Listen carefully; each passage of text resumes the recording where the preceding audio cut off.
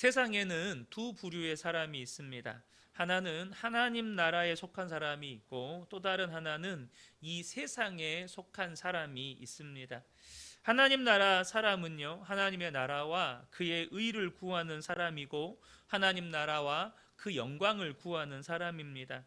다윗은 성경에 나오는 하나님 나라 사람의 대표적인 인물입니다.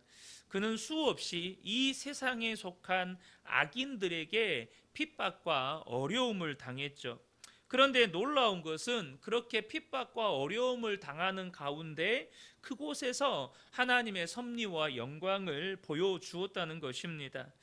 저와 여러분이 세상을 살아갈 때 악한 것들 때문에 또 그로 인해서 내가 어떤 어려움과 고난을 겪을 때 너무 탄식하지 않게 되시기를 축복합니다. 왜냐하면 세상의 악한 것들로 인하여서 하나님 나라의 사람들은 더욱더 분명하게 구별되기 때문입니다.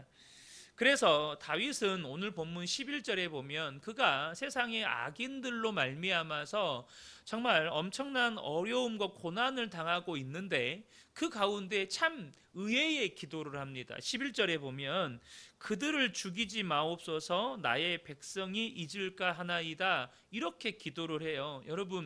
여러분들을 누군가가 정말로 개가 거품을 물듯이 달려들면서 여러분을 죽이려고 해요. 여러분을 망하게 하려고 합니다.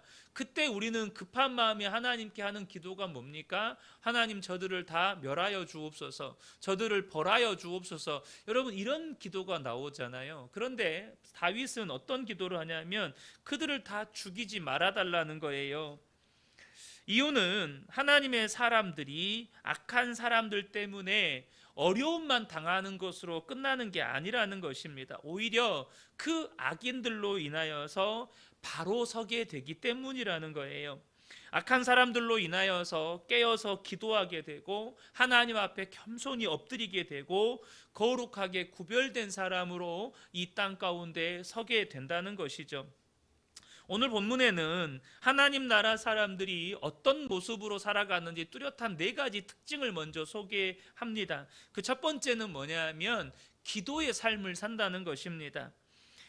기도한다는 것은 하나님의 통치와 하나님의 역사, 하나님의 주권을 믿는다는 뜻이에요. 1절을 보면 나의 하나님이여 나의 원수에게서 나를 건지시고 일어나 치려는 자에게서 나를 높이 드소서, 이렇게 다윗이 기도하고 있습니다. 지금 사울 왕이 다윗을 죽이려고 사람을 보내서 다윗의 집을 지키고 있는 상황이에요. 그런데 다윗은 그 사울과 싸우려 하거나 그 사람들과 싸우려 하는 것이 아니라 하나님께 기도했다는 것입니다. 하나님, 나를 지켜주십시오. 저 악한 자들의 손에서 나를 건져주십시오라고 기도한다는 것이죠. 왜 기도하는 것입니까? 하나님의 주권과 하나님의 통치하심과 하나님의 역사하심을 믿기 때문이죠. 그래서 여러분, 하나님 나라 사람은요, 문제가 생기면 기도하기 시작한다는 것입니다. 물론 꼭 문제가 생겨야만 기도한다는 것은 절대 아닙니다. 문제가 없어도 기도해야죠. 왜냐하면 기도는 하나님과의 친밀한 교제이기 때문에 그렇습니다. 문제가 없어도 당연히 기도해야 되는 거예요. 그럼 문제가 있으면 더 기도하는 것이죠. 특별히 하나님 나라의 사람들은 성령을 받은 사람들이라고 성경은 말씀합니다. 그런데 여러분, 성령은 어떤 영이십니까? 기도의 영이십니다. 물론 다른 표현으로도 할 수 있지만 로마서 8장 26절을 빌리면 이와 같이 성령도 우리의 연약함을 도우시나니 우리는 마땅히 기도할 바를 알지 못하나 오직 성령이 말할 수 없는 탄식으로 우리를 위하여 친히 간구하시느니라. 성령님은 기도의 영이시라는 것이죠. 우리에게 기도를 가르쳐 주시고 때로는 하나님이 하시려는 일을 깨닫게 해주시고 마땅히 구해야 할 것을 하나님께 구하도록 우리 안에 역사하시는 영이시라는 것입니다. 두 번째, 하나님 나라 사람의 특징은 불법을 행하지 않는다는 거예요. 2절과 12절을 보면 악을 행하는 자에게서 나를 건지시고 피 흘리기를 즐기는 자에게서 나를 구원하소서. 그들의 입술의 말은 곧 그들의 입의 죄라. 그들이 말하는 저주와 거짓말로 말미암아 그들이 교만한 중에서 사로잡히게 하소서. 지금 이것은요, 지금 다윗이요, 악한 방법으로 지금 다윗을 죽이려는 사람들에게 둘러싸여 있는 그런 상황입니다. 보통 여러분 사방에 나를 죽이려고 달려드는 악인들이 있을 때 우리는 어떻게 합니까? 그들이 악한 방법으로 나를 죽이려고 하니까 나도 똑같은 방법으로 그들에게 복수하려고 하는 것이 사람들의 일반적인 반응입니다. 그것이 일반적인 반응이에요. 그래서 내 주변에 죄인들이 많으면, 그것이 그 사람들이 나를 대적하는 사람이든 아니든 간에 죄인들이 많으면 나도 거기에 휩쓸리기 마련입니다. 그런데 지금 다윗은요, 오늘 본문 3절과 4절을 보면 이런 고백을 해요. 3절 4절을 보겠습니다. 그들이 나의 생명을 해하려고 엎드려 기다리고 강한 자들이 모여 나를 치려 하오니 여호와여, 이는 나의 잘못으로 말미암음이 아니요 나의 죄로 말미암음도 아니로소이다. 내가 허물이 없으나 그들이 달려와서 스스로 준비하오니 주여 나를 도우시기를 위하여 깨어 살펴주소서. 지금 그러니까 다윗을 죽이려고 악인들이 둘러싼 그 상황에 대한 다윗의 고백이 뭐냐면, 주님, 이것이 나의 죄 때문이 아닙니다. 이것이 나의 죄 때문이 아닙니다라고 고백을 하는 거죠. 여러분, 저와 여러분이 심지어 악인들이 나를 망하게 하려고 나를 애워싸는 상황 가운데에서도 하나님 앞에, 하나님, 저는 저 사람들에게 이런 해를 당할 만한 죄를 지은 일이 없습니다 라고 고백할 수 있는 저와 여러분 되시기를 축복합니다. 이게 하나님 나라의 사람의 삶의 특징이라는 거예요. 다른 사람은 다 불법을 행해도 자신은 불법을 행할 수가 없는 것입니다. 요한일서 5장 18절에 보면 하나님께로부터 난 자는 다 범죄하지 아니하는 줄을 우리가 아노라. 하나님께로부터 나신 자가 그를 지키심에 악한 자가 그를 만지지도 못하느니라. 여러분, 이것이 하나님 나라 사람의 특징이라는 것이죠. 노아 시대 때 사람들의 특징은 창세기 6장 5절에 보면 여호와께서 사람의 죄악이 세상에 가득함과 그의 마음으로 생각하는 모든 계획이 항상 악할 뿐임을 보시고 라고 말씀하실 정도로 모든 사람의 생각부터가 악했다는 거예요. 그래서 죄가 너무 심하니까 하나님은 홍수로 세상을 심판하시기로 결정하셨습니다. 그런데 그 모든 사람들이 죄 짓고 사는데 죄 안 짓고 사는 사람이 있었어요. 누굽니까? 노아였습니다. 다 죄 짓고 사는데 그 중에 죄를 안 짓고 사는 사람이 있었다는 거예요. 창세기 6장 9절입니다. 이것이 노아의 족본이라. 노아는 의인이요 당대의 완전한 자라. 그는 하나님과 동행하였으며. 노아는 죄 짓지 않았다는 거예요. 다른 사람들 다 죄 지을 때 거기 따라가지 않았다는 것입니다. 우리가 언젠가 하나님 앞에 서게 될 것인데 그날 여러분 가장 두려운 게 뭡니까?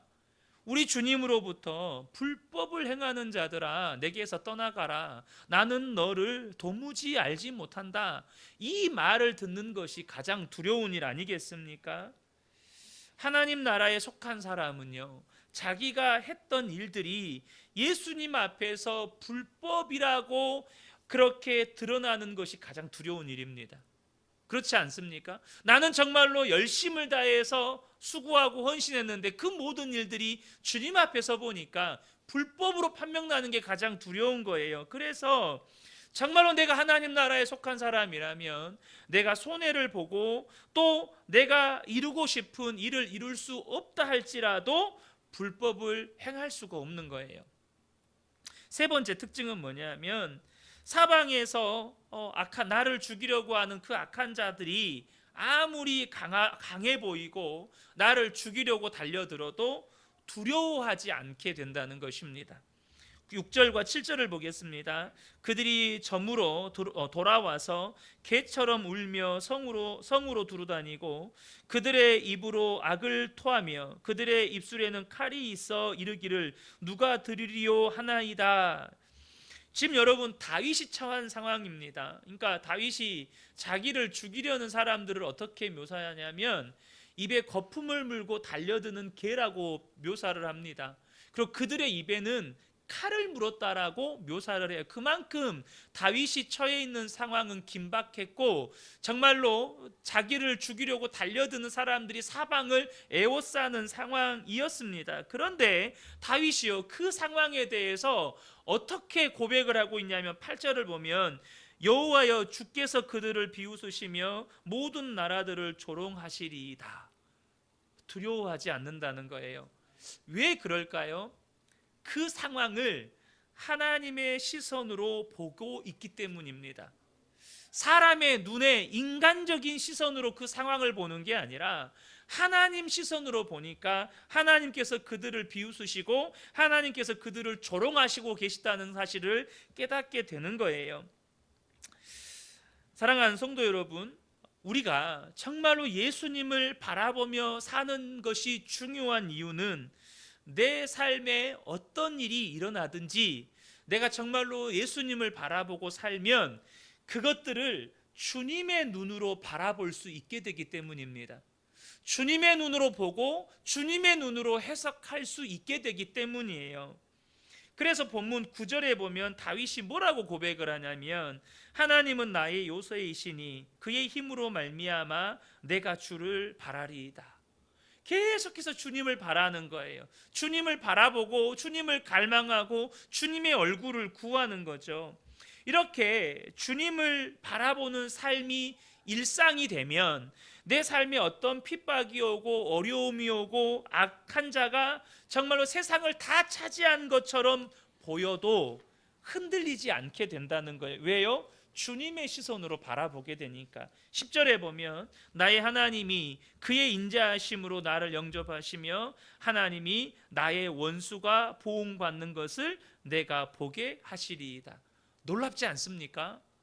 정말로 개들이 정말 나를 죽이려고 하는 사람들이 개가 거품을 불듯이 나를 잡아 죽이려고 하는 그 모든 상황에서도 전혀 두려워하지 않고 그가 하는 고백이 뭐냐면 하나님이 인자하심으로 나를 영접하시고 하나님이 나의 원수가 보응받는 것을 보게 하실 것입니다 라고 고백하고 있다는 거예요.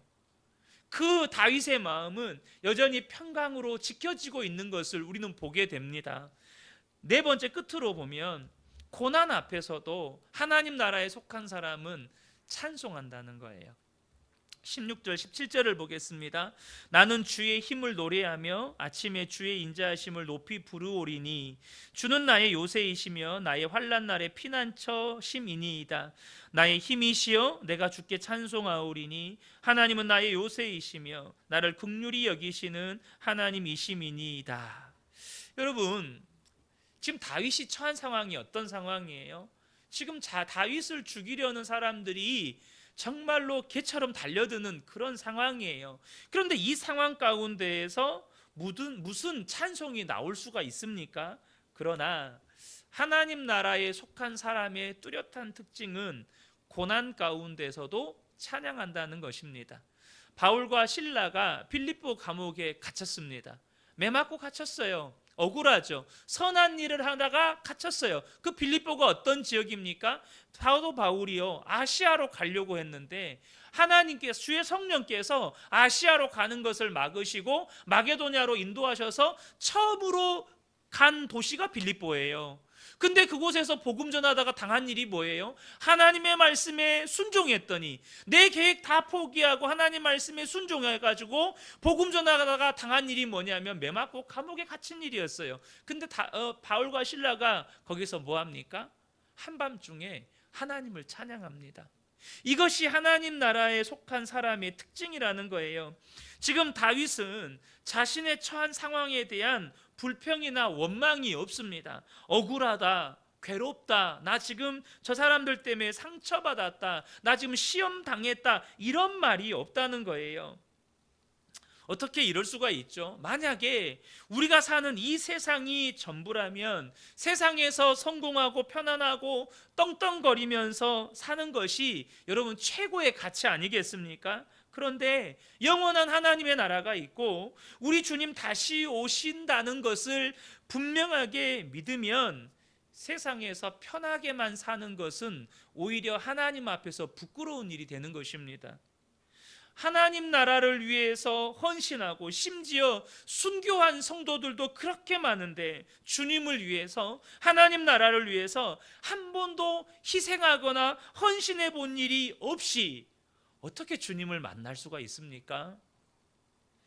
그런데 여러분, 주님을 위해 고난을 당했어요. 주님의 이름 때문에 어려움을 당했어요. 서러움을 당했어요. 여러분, 그러면요, 하나님 나라에 대한 분명한 믿음의 눈이 뜨인 사람에게는 이것이 기쁨과 감사의 이유가 돼요. 왜요? 우리가 하나님 앞에 서는 그날에, 그래도 내가 하나님 앞에 드릴 말씀이 있겠구나. 주님, 내가 주님을 위해서, 주님 나라를 위해서 이런 서러움을 당했네요. 이런 고난도 주님 제가 당했네요. 주님께 드릴 말씀이 있다는 거예요. 그래서 내가 주님 앞에 서면 주님도 나를 정말로 기쁘게 안아주시겠구나, 기쁘게 환영해 주시겠구나. 여러분, 이게 믿어지면 고난도 감사가 되는 겁니다. 주의 이름으로 환난 당하고 어려움 당했던 것도 여러분 감사의 제목이 되는 거예요. 사랑하는 성도 여러분, 저와 여러분이 하나님 나라 시민이라는 것을 절대 잊으시면 안 됩니다. 정말로 이 땅을 살아갈 때 내가 하나님 나라 시민으로, 하나님 나라 사람으로 사셔야 한다는 거예요. 사도 바울이 빌립보서 3장 7절부터 9절에 유명한 고백을 해요. 다들 아시는 고백입니다. 그러나 무엇이든지 내게 유익하던 것을 내가 그리스도를 위하여 다 해로 여길 뿐더러 또한 모든 것을 해로 여김은 내 주 그리스도 예수를 아는 지식이 가장 고상하기 때문이라. 내가 그를 위하여 모든 것을 잃어버리고 배설물로 여김은 그리스도를 얻고 그 안에서 발견되려 함이니라고 고백하죠. 그러니까 사도 바울의 삶은 하나님 나라 사람으로서의 합당한 삶이었다는 거예요. 여러분, 이 땅에 태어난 사람이라면 누구나 이 세상에서 잘 먹고 잘 살고 높아지고 성공하고 싶은 본성이 다 있습니다. 예외가 없어요. 그러나 여러분, 하나님 나라 사람은 이 세상에서의 유익과 이 세상에서의 자랑이 해로 여겨지고 배설물로 여겨지게 된다는 거예요. 그 이유가 뭡니까? 바울이 하나님 나라의 실체를 경험했기 때문입니다.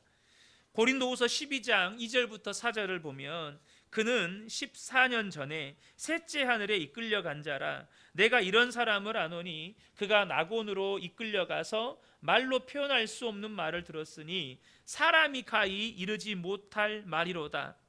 사도 바울이 성령에 이끌려서 셋째 하늘, 영원한 하나님 나라를 보고 온 거예요.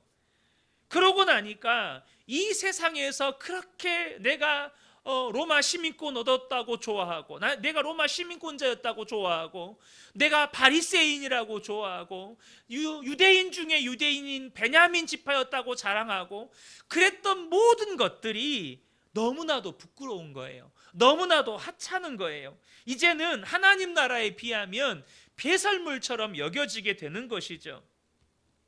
사랑하는 성도 여러분, 저와 여러분이요, 언젠가는 하나님 앞에 서게 되겠죠.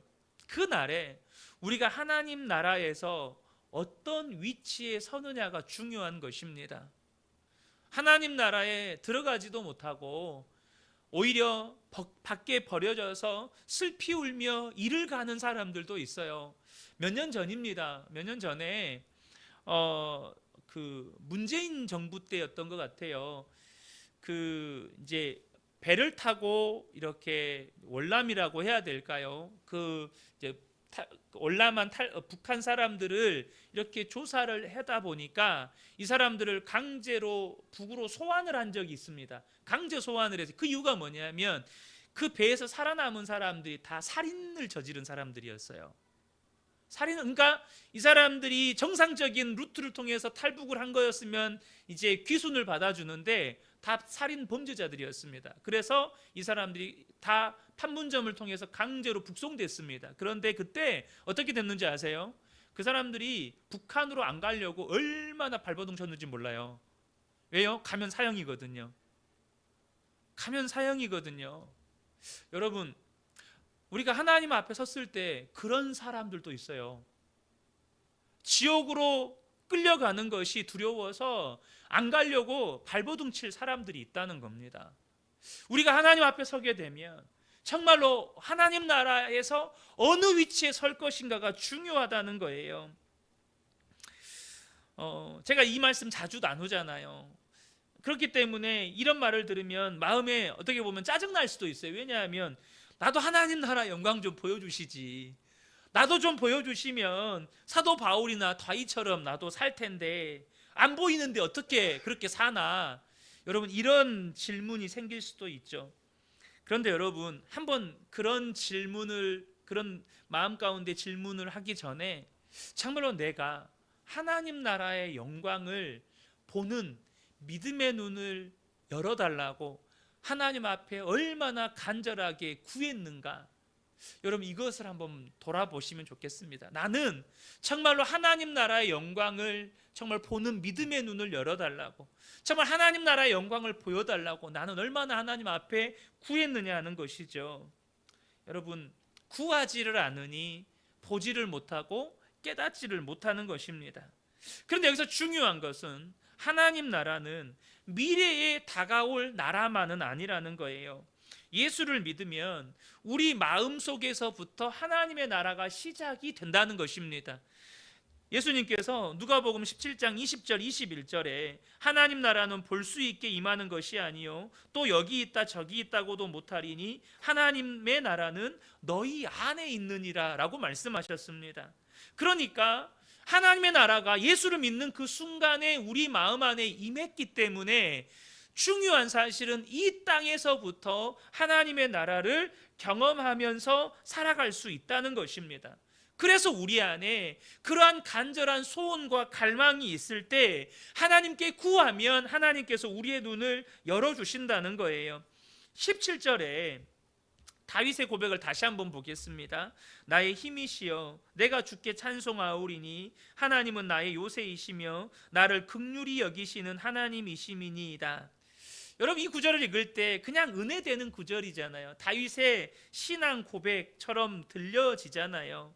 그런데 여러분, 언제나 이 구절 그 자체만 보실 것이 아니고 이것이 어떤 배경에서 쓰여졌는가를 보면 사실 이것은 우리의 상식을 초월하는 고백입니다. 지금 원수들이 입에 거품을 물면서 다윗을 정말로 죽이려고 달려드는 그 상황 가운데에서 나의 힘이시여 내가 주님을 찬송하겠습니다, 이 고백이 나오는 거예요.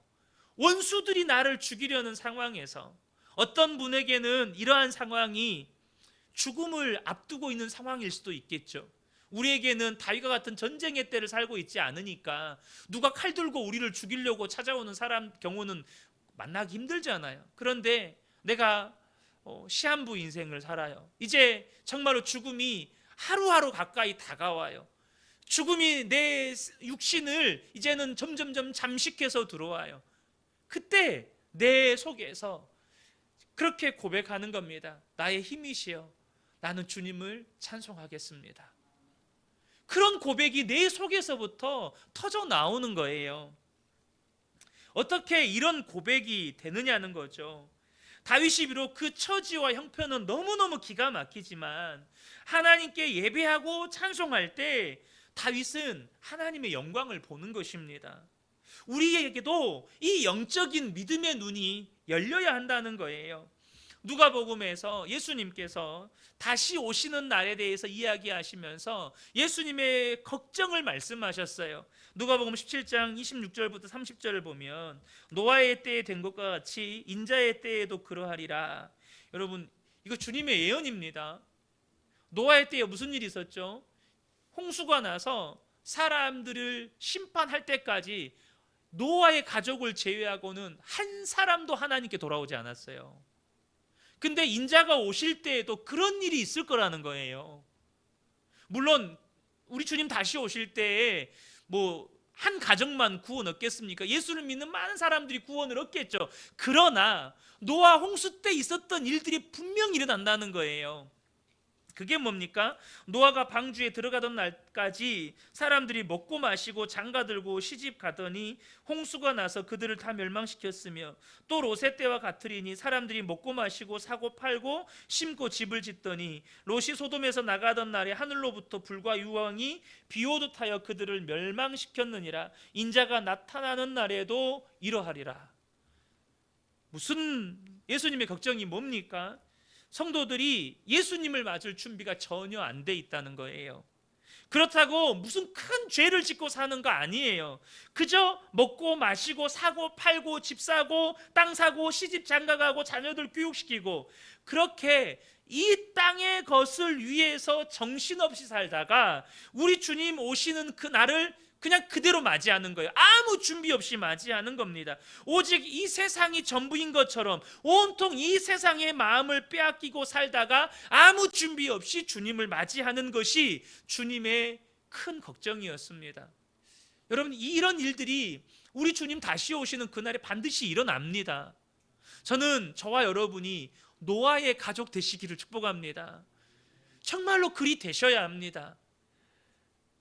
근데 너무나도 많은 성도들이 주님 나라에 대한 관심이 없다는 거예요. 이것이 주님의 걱정거리였다는 것입니다.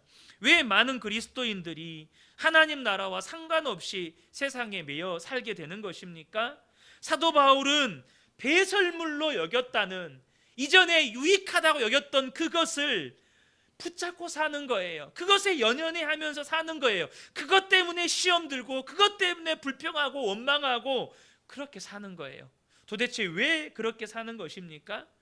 분명히 내 속에 예수님이 계시고 하나님의 나라가 임했다고 주님이 말씀하셨는데 그 하나님 나라의 영광을 경험해 보지를 못한 거예요. 예수님을 믿기는 했지만 정말로 예수님을 내 마음의 왕으로 모시고 살아보지는 않았다는 것입니다. 여러분, 하나님의 나라는요, 예수님이 왕이십니다. 그러므로 저와 여러분이 기억하셔야 돼요. 저와 여러분이 하나님의 나라를 경험하면서 살려면 예수님이 왕이셔야 합니다. 예수님이 왕이셔야 돼요. 그렇게 예수님을 왕으로 모시고 살면 이 세상을 사는 동안에도 하나님 나라는 경험할 수 있다는 거예요. 저는 우리 성도님들이 지금부터 그렇게 하시기를 축복합니다. 정말로 왕 없이 내가 왕 되어서 살던 생활 여러분 청산하셔야 돼요. 내가 가고 싶은 거 내 맘대로 가고, 먹고 싶은 거 내 맘대로 먹고, 하고 싶은 거 내 맘대로 하고, 말도 그냥 내가 하고 싶은 말 그냥 절제 없이 또 정제된 것도 없이 그냥 막 해요. 누가 왕입니까? 내가 왕인 거예요. 예수를 믿고도 진짜를 모르기 때문에, 정말로 하나님 나라를 모르기 때문에 여전히 이 땅에서 잘 먹고 잘 사는 것을 소원으로 가지고 사는 것입니다. 그러나 분명한 것은요, 하나님 나라의 눈이 열리면 그렇게 살라고 등 떠밀어도 그렇게 못 삽니다. 진짜를 알면 절대 그렇게 못 살아요. 주님이 원하시는 일에 나를 드리게 되어 있다는 것입니다. 아프리카 마사이족에 조셉이라는 형제가 있었는데 이 형제가 어느 날 전도를 받게 돼요. 그가 예수님에 대해서 듣고 십자가 복음을 듣고 너무너무 좋은 거예요. 그래서 그 자리에서 예수님을 영접했고 성령을 체험했어요. 그리고는 마음속에서 변화가 일어났습니다. 세상에 예수 믿었다고 이렇게 기쁠 수가 있나, 이렇게 감사할 수가 있나. 그래서 이 조셉이라는 청년이 자기만 예수를 믿어서는 안 되겠다는 생각이 들어서 자기 고향 마을로 갔어요. 그리고 그곳에서 사람들에게 자신이 예수 믿고 놀라운 구원을 경험한 것에 대해서 그렇게 집집마다 찾아다니면서 전도하기 시작했어요. 자기는 예수 믿고 놀라운 구원을 경험하고 그 기쁨과 감격 가운데 살았으니까 사람들도 마땅히 그럴 거라고 생각을 했어요. 그런데 사람들이요, 전혀 이 조셉이란 청년의 예상과는 다르게 반응하는 거예요. 처음에는 단지 들으려고 하지 않았을 뿐인데 그래도 굴하지 않고 계속해서 이 조셉이란 청년이 전하니까 마을 청년들이 몰려와가지고 조셉을 땅바닥에 이렇게 내동댕이 치고 발로 밟고, 또 여인들은 숲속에서 가시나무를 끊어와가지고 이 가시나무로 이 청년을 막 내려치는 거예요. 그러니까 온몸이 만신창이가 된 거죠. 거의 죽을 지경이 되어서 숲속에 버려졌습니다. 그런데 이제 정신이 돌아와서 이렇게 물웅덩이로 기어가서 몸도 씻고 며칠 동안 비몽사몽간에게 보내다가 몸이 회복이 됩니다. 왜 마을 사람들이 예수님을 안 믿나? 왜 이렇게 나를 험악하게 대하나? 조셉이란 청년이 생각하기를 내가 십자가 복음을 정확하게 안 전해서 그런가 보구나. 그래서 내가 무언가를 빠뜨렸나 보구나 생각을 하고 자신이 전도받을 때의 내용들을 다시 이렇게 되새기면서 철저하게 외웠대요, 그 복음을. 그래서 또 가서 전한 거예요. 그러니까 사람들이 조셉이란 청년이 와서 복음을 전하자마자 또 청년들이 몰려와가지고 마을 한복판에다가 내팽개치고 또 때리고, 이번에는 또 여인들도 가시나무 가져와서 때려 피우고 하니까 이전에 아물었던 상처가 다 터져버린 거예요. 온몸이 피투성이가 돼서 또 숲속에 버려졌습니다. 사람 목숨이 참 희한한 게 안 죽었어요. 다시 또 마을로 또 들어왔어요. 세 번째 또 전화하는 겁니다.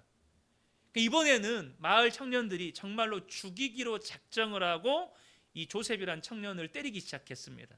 그리고 이 청년이 마지막으로 정신을 잃으면서 잃기 전에 자기를 때리려고 하는 한 자매가 눈물을 흘리던 것을 보고 기절을 합니다. 깨보니까 침대에 누워 있는 거예요. 그 세 번째 마을 청년들에게 두들겨 맞을 때 그 조셉이란 청년의 모습을 보고 예수님을 진짜 믿은 사람들이 나오기 시작한 거예요. 그리고 나서 그 마을이 완전히 복음화가 되기 시작합니다. 그럼 제가 뭘 말씀드리려고 하냐면, 하나님 나라에 눈이 뜨인 사람은 주님이 원하시는 일에 자신의 삶을 드리게 되어 있다는 것입니다. 하나님 나라를 위해서 자신의 삶을 드리는 삶을 살게 되어 있다는 거예요. 그리고 그 사람을 통해서 마치 누룩이 부푸는 것처럼 하나님의 나라는 점점점 확장되어져 가는 것입니다.